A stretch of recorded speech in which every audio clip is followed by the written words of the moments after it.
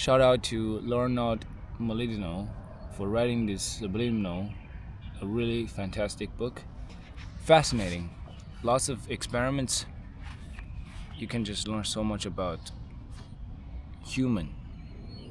Dollar, 过来，干嘛嘞？ Dollar, what is wrong?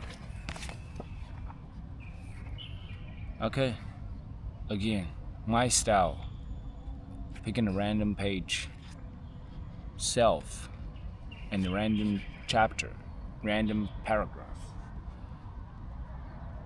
What do you see when you look at the figure below? On first glance, you will see it as either a horse, or a seal. I saw a seal. What do you see? First glance. A horse or a seal?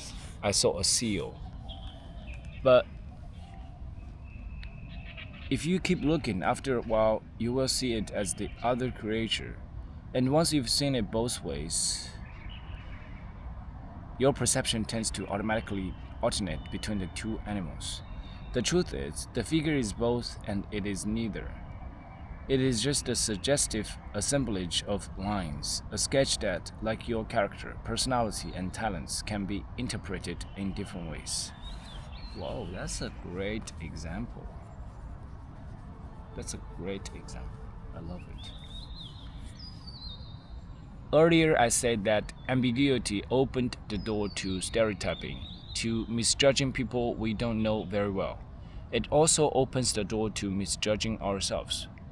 If our talents and expertise, our personality and character were all defined by scientific measurement and carved into inalterable stone tablets, it would be difficult to maintain a biased image of who we are. But our characteristics are more like the horse/seal image, open to differing interpretations. How easy is it for us to tailor reality to fit our desires? David Dunning has spent years pondering questions like that.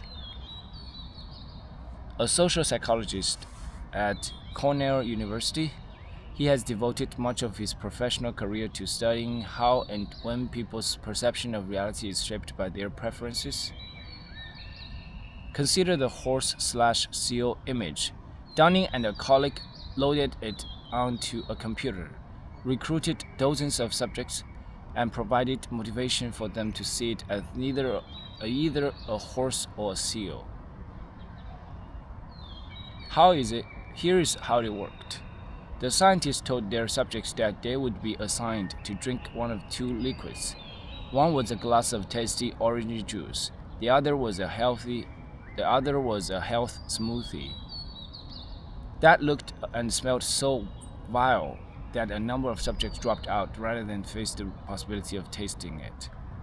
The participants were told that the identity of the beverage they were to drink would be communicated to them via the computer, which would flash a figure, the image above, on the screen for 1 second.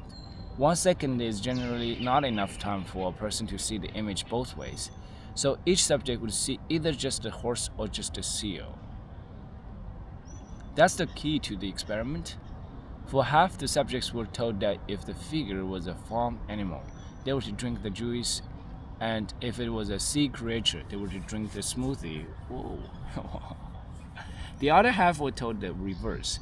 Then, after the subjects had reviewed the image, the researchers asked them to identify the animal they'd seen.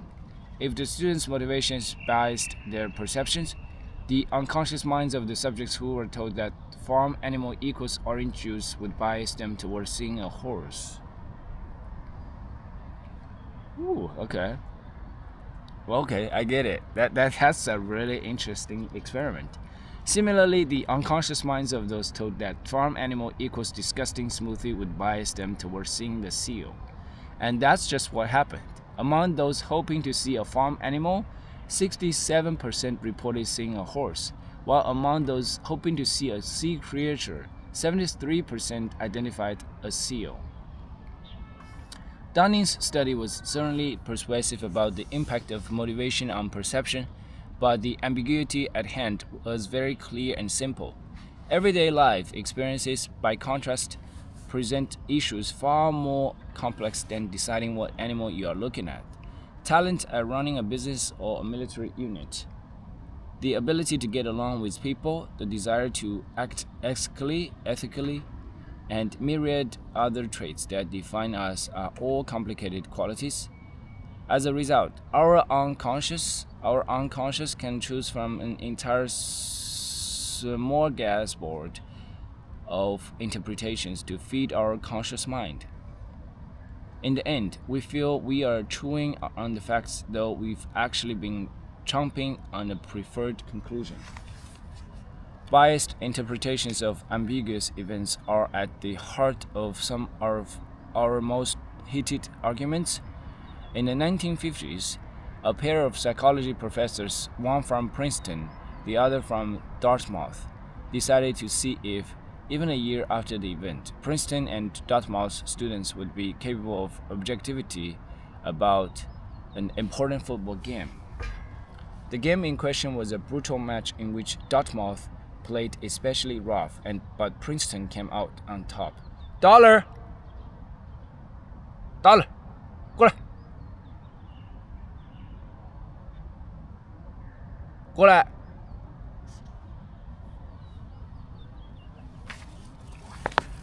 过来，过来，过来。好了，没事了，没事了。Dollar 过来，Dollar，停止录像。